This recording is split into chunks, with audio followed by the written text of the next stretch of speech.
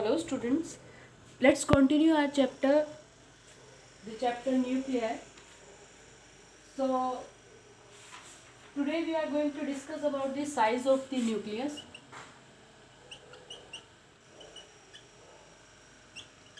ठीक है, and the chapter is nuclei.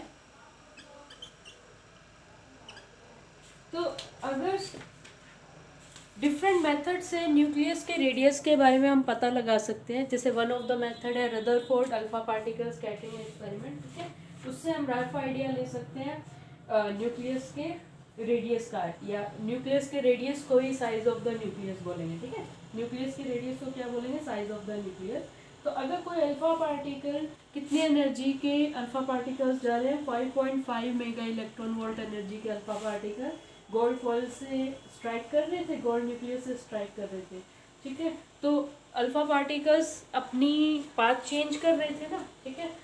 तो क्लोजेस्ट डिस्टेंस ऑफ अप्रोच से पता लगा कि जो न्यूक्लियस का साइज है, ठीक है, वो क्या होना चाहिए? That should be size of nucleus, और radius of nucleus should be less than 4 × 10⁻⁻14 metre, ठीक है। Size of nucleus should be less than 4 × 10⁻⁻14 metre, ठीक है। तो ऐसे करते करते डिफरेंट एक्सपेरिमेंट्स परफॉर्म किए गए, तो उनसे रेडियस का आइडिया लिया, न्यूक्लियस के रेडियस का। तो effective radius of nucleus is effective radius of nucleus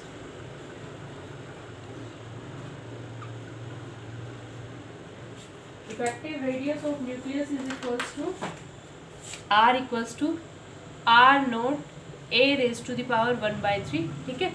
ए क्या है यहाँ पर? एटॉमिक मास, ठीक है, या mass number. A is the mass number और एटॉमिक मास, ठीक है। R0 इज ए कांस्टेंट, ठीक है। R0 कांस्टेंट है और इसकी वैल्यू है अप्रोक्सीमेटली 1.2 × 10⁻⁻15 मीटर, ठीक है। तो अगर हम न्यूक्लियस का वॉल्यूम देखें, है ना, न्यूक्लियस का वॉल्यूम, और न्यूक्लियस को एक स्फीयर मान लें, तो वॉल्यूम न्यूक्लियस का कितना आ जाएगा? 4/3 πr³, है ना। सो 4/3 πr³, यानी इस इक्वेशन का क्यूब हो जाएगा R0³ और a⁻⁴ का क्यूब कितना आ गया? हमारा a आ जाएगा, ठीक है। तो वॉल्यूम कितना ऑक्यूपाई हो रहा है, कितना नहीं ऑक्यूपाई हो रहा है, वो किस पे डिपेंड कर रहा है? एटॉमिक मास पे डिपेंड कर रहा है, ठीक है। किस पे डिपेंड कर रहा है? एटॉमिक मास पे डिपेंड कर रहा है। तो जो न्यूक्लियस की डेंसिटी है ना, वो नंबर ऑफ प्रोटॉन या नंबर ऑफ न्यूट्रॉन्स कितने कितने हैं उस पर डिपेंड नहीं करती, मास पे डिपेंड, नंबर पे डिपेंड नहीं करती, एटॉमिक मास पे डिपेंडेंट है, ठीक है। तो जो न्यूक्लियस की डेंसिटी है वो हर एक न्यूक्लियस की, हर एक एटम की न्यूक्लियस की डेंसिटी क्या रहेगी? सेम रहेगी, ठीक है। न्यूक्लियर मैटर की डेंसिटी क्या रहेगी? हर एक एटम की सेम रहेगी, ठीक है। और ये डेंसिटी किस पे डिपेंडेंट है? एटॉमिक मास पे डिपेंडेंट है, ठीक है। और न्यूक्लियस के साइज पे डिपेंडेंट नहीं है, या नंबर ऑफ प्रोटॉन या न्यूट्रॉन कितने प्रेजेंट है उस पर डिपेंड नहीं करती, ठीक है। R इक्वल्स टू क्या है हमारे पास? R0 a⁻⁴ सही है। तो volume occupied by nucleus is directly proportional to atomic mass, ठीक है। तो जितना ज़्यादा एटॉमिक मास होगा उतना ज़्यादा क्या होगा? वॉल्यूम ऑक्यूपाइड होगा, ठीक है। उसके बाद देखो, next we are going to discuss about nuclear binding energy. Yes, next we are going to discuss about the nuclear binding energy, ठीक है। देखो, जैसे कोई भी एटम का न्यूक्लियस है, फॉर एग्जाम्पल अगर ऑक्सीजन एटम की बात करें, है ना, ऑक्सीजन एटम के न्यूक्लियस की बात करें, तो nucleus is made up of proton and neutron ना। Nucleus is made up of proton and neutron. तो सपोज अगर हम ऑक्सीजन की बात करें, तो जो ऑक्सीजन का न्यूक्लियस है, ठीक है, ऑक्सीजन का जो न्यूक्लियस है उसका जो मास है ना, उसका जो मास है वो किसके इक्वल होने चाहिए? जितने उसमें नंबर ऑफ प्रोटॉन्स, किसके इक्वल होना चाहिए? Total mass of nucleons. Nucleons किसको बोलते हैं? जो प्रोटॉन और न्यूट्रॉन न्यूक्लियस के अंदर एग्जिस्ट करते हैं ना, प्रोटॉन और न्यूट्रॉन न्यूक्लियस के अंदर एग्जिस्ट कर रहे हैं, उनको क्या बोलते हैं? न्यूक्लियॉन बोलते हैं। ठीक है, एक फोर्स है न्यूक्लियर फोर्स जो न्यूक्लियस को अपनी शेप में रखते हैं, या न्यूक्लियस के अंदर जो कॉन्स्टिट्यूएंट पार्टिकल्स है जैसे कि प्रोटॉन है और न्यूट्रॉन है। ठीक है, तो प्रोटॉन और न्यूट्रॉन के बीच में भी क्या लग रही है? एक अट्रैक्टिव फोर्स लग रही है। ठीक है, देखो प्रोटॉन प्रोटॉन को अट्रैक्ट करता है न्यूक्लियर फोर्स में, ये कोई चार्ज वाली फोर्स नहीं है। ठीक है, न्यूक्लियर फोर्स है, शॉर्ट रेंज फोर्स है। तो न्यूक्लियर फोर्स किस किस के बीच में लगती है? प्रोटॉन प्रोटॉन के बीच में, न्यूट्रॉन न्यूट्रॉन के बीच में, प्रोटॉन न्यूट्रॉन के बीच में लगती है। ठीक है, ये कूलम्स फोर्स नहीं है, चार्ज डिपेंडेंट फोर्स नहीं है। ठीक है, और ये फोर्स पार्टिकल चार्ज है या अनचार्ज है उस पर डिपेंड भी नहीं करती। ठीक है, उस बात से ये इंडिपेंडेंट रहती है। न्यूक्लियस को उसकी शेप में रखने के लिए एक फोर्स काम करती है, दैट इज न्यूक्लियर फोर्स। ठीक है, कैसी फोर्स है ये? Nuclear force. तो अगर न्यूक्लियस प्रोटॉन और न्यूट्रॉन से मिलकर बना हुआ है, तो अगर हम ऑक्सीजन की बात करें तो जो ऑक्सीजन के न्यूक्लियस का मास है वो किसके इक्वल होना चाहिए? जितने न्यूक्लियॉन्स प्रेजेंट है, मतलब जितने प्रोटॉन न्यूट्रॉन प्रेजेंट है। ठीक है, उन सब के मास को ऐड कर दे तो क्या निकल आएगा? ऑक्सीजन का जो एक्सपेरिमेंटली हम ऑक्सीजन न्यूक्लियस का मास निकाल लेते हैं वो किसके इक्वल होना चाहिए? Calculated value of total mass of nucleons. ठीक है, बट होता क्या है कि ये टोटल मास न्यूक्लियॉन्स का क्या होता है? ज़्यादा होता है, और जो एक्सपेरिमेंटली हम ऑक्सीजन न्यूक्लियस का मास निकाल रहे हैं ना, वो क्या आता है? थोड़ा इनसे कम आता है। ठीक है, जैसे अगर हम किसकी बात करें, ऑक्सीजन की बात करें, तो इसमें कितने प्रोटॉन्स हैं? 8 प्रोटॉन्स है। तो एक प्रोटॉन का मास है mp सपोज, 8 प्रोटॉन्स है। ठीक है, और 8 ही क्या है? न्यूट्रॉन्स। तो मास ऑफ न्यूट्रॉन कितना है? mn। ठीक है, इन दोनों को ऐड कर दो, मास ऑफ प्रोटॉन का 8 times plus mass of neutron का 8 टाइम, और दोनों को क्या कर दोगे? ऐड कर दोगे। ठीक है, तो ये किसके इक्वल होना चाहिए? ऑक्सीजन के न्यूक्लियस के मास के इक्वल होना चाहिए। बट हम क्या देखते हैं कि एक्सपेरिमेंटली जो न्यूक्लियस का मास आया है वो लेस होता है। ठीक है, और जो कैलकुलेटेड वैल्यू है ऑक्सीजन के न्यूक्लियस के मास की वो क्या होती है? ज़्यादा होती है। ठीक है, तो यानी डिफरेंस है ना, एक तरह से ये रिएक्टेंट्स मान लो, और ये प्रोडक्ट यानी प्रोटॉन और न्यूट्रॉन, 8 प्रोटॉन्स और 8 न्यूट्रॉन्स कभी ना कभी मिले होंगे और उन्होंने ऑक्सीजन का न्यूक्लियस बनाया है ना। तो जब 8 प्रोटॉन्स और 8 न्यूट्रॉन्स मिलके न्यूक्लियस बना रहे हैं, ठीक है, तो उनका मास और ऑक्सीजन के न्यूक्लियस का एक्चुअल मास इक्वल नहीं होते। ठीक है, तो कुछ मास क्या हो गया? डिसअपियर हो गया ना, ये मास ज़्यादा है ये मास कम है, कुछ मास क्या हो गया यहाँ पर? डिसअपियर हो गया। ठीक है, डिक्रीज कर गया। तो जो ये मास डिक्रीज हुआ है इसको बोलते हैं मास डिफेक्ट। ठीक है, क्या बोलेंगे? Mass defect. Mass defect is the difference in mass of A nucleus and it's constituents. देखो एक टर्म आती है मास डिफेक्ट। ठीक है, मास डिफेक्ट क्या है? Difference in mass of a nucleus।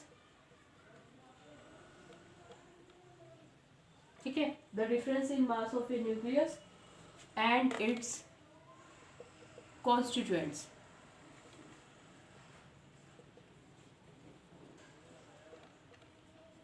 ठीक है, जो न्यूक्लियस का मास है और जो उसके कॉन्स्टिट्यूएंट्स का मास है उनमें क्या रहता है? डिफरेंस रहता है। ठीक है, कॉन्स्टिट्यूएंट्स का मास ज़्यादा है और न्यूक्लियस का मास क्या है? कम। तो जो डिफरेंस है that is the mass defect. इस मास डिफेक्ट को हम डेल एम से शो कर देते हैं। ठीक है, मास डिफेक्ट को किससे शो करेंगे? डेल एम से शो करेंगे। तो ऑक्सीजन का ही हम एग्जाम्पल देखते हैं with readings. Yes, let us take the example of oxygen. तो ऑक्सीजन में 8 प्रोटॉन्स होते हैं, 8 न्यूट्रॉन्स। ठीक है, तो मास ऑफ किस एटम की बात हो रही है? Oxygen atom. ठीक है, सो मास ऑफ 8 प्रोटॉन्स, 8 प्रोटॉन्स का मास कितना हुआ बताओ? 8 टाइम्स ऑफ 1.00864 AMU। ठीक है, एक प्रोटॉन का मास इतना, 8 प्रोटॉन्स का, इसका 8 टाइम्स हो जाएगा। ठीक है, उसके बाद देखो, sorry this is the mass of 8 neutrons actually. किसका मास है? ये न्यूट्रॉन्स का मास है।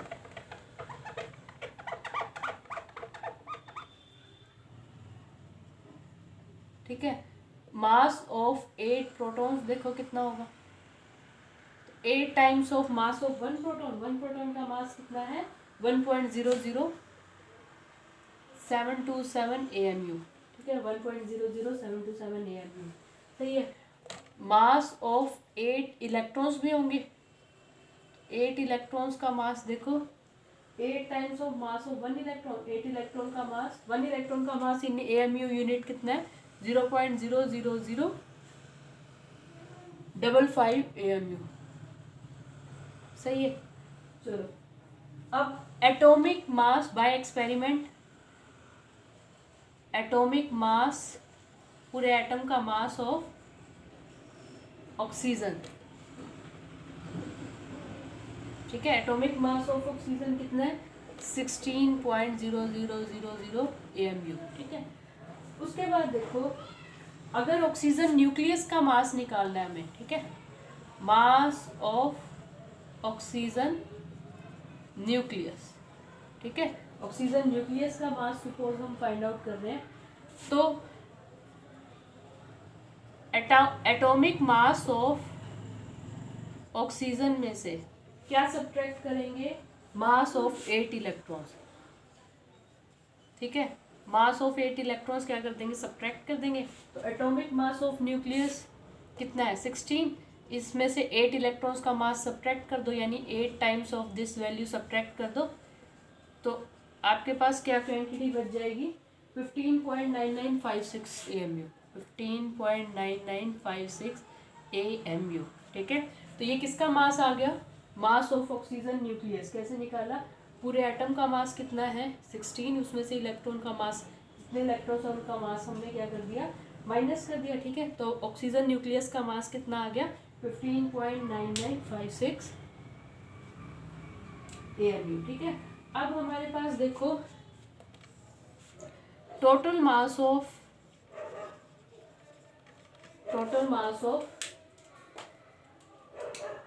Constituent of nucleus.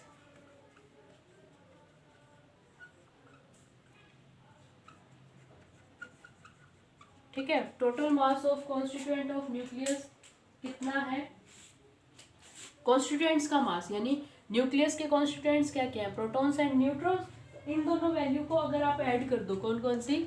Mass of 8 neutrons plus mass of 8 neutrons, उन दोनों को ऐड कर देंगे तो कितना आ गया? 16.12732 AMU। ठीक है, तो न्यूक्लियस के कॉन्स्टिट्यूएंट्स का मास कितना है? 16.123। और न्यूक्लियस का मास ऑफ ऑक्सीजन न्यूक्लियस कैसे निकाला था? Atomic mass minus mass of 8 electrons ना।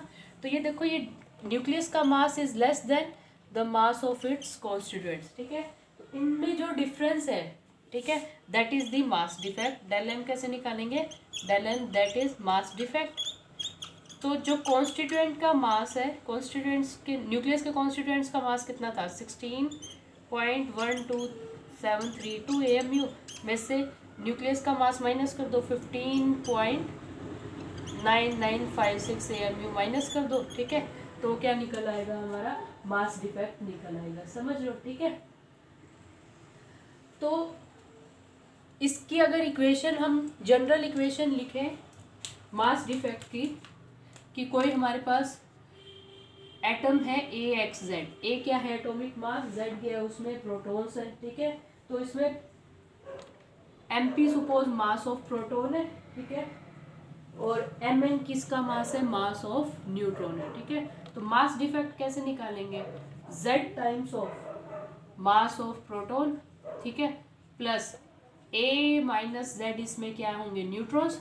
तो सिंगल न्यूट्रॉन का मास कितना है? Mn। देखो ये सिंगल प्रोटॉन का मास है, कितने प्रोटॉन्स? Z प्रोटॉन्स है। तो मल्टीप्लाई करने से टोटल प्रोटॉन्स का मास आ गया, प्लस टोटल न्यूट्रॉन का मास ले लो। कैसे लोगे? कितने न्यूट्रॉन्स है? A माइनस Z है ना, और Mn किसका मास है? Mass of single neutron. तो A माइनस Z इंटू में क्या आ जाएगा? Mn। और इसमें से जो हमारे पास ये किसका मास है, total mass of constituent of nucleus, और ये किसका मास है, मास ऑफ न्यूक्लियस। ठीक है, तो ये m क्या है, कैपिटल M यहाँ पे मास ऑफ न्यूक्लियस।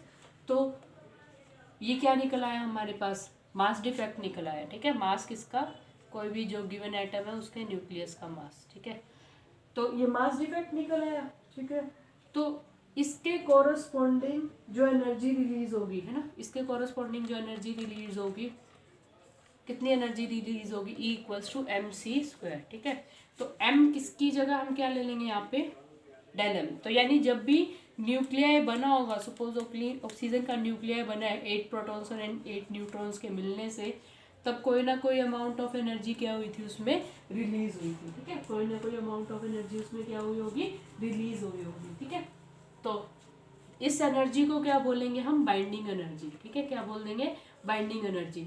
अब जितना ज़्यादा बाइंडिंग एनर्जी आएगी ना, मतलब जितना ज़्यादा मास डिफेक्ट के कोरस्पॉन्डिंग ये एनर्जी वैल्यू आएगी, ठीक है, उतना ज़्यादा वो न्यूक्लियाई क्या होगा, स्ट्रांगली बाउंड होगा।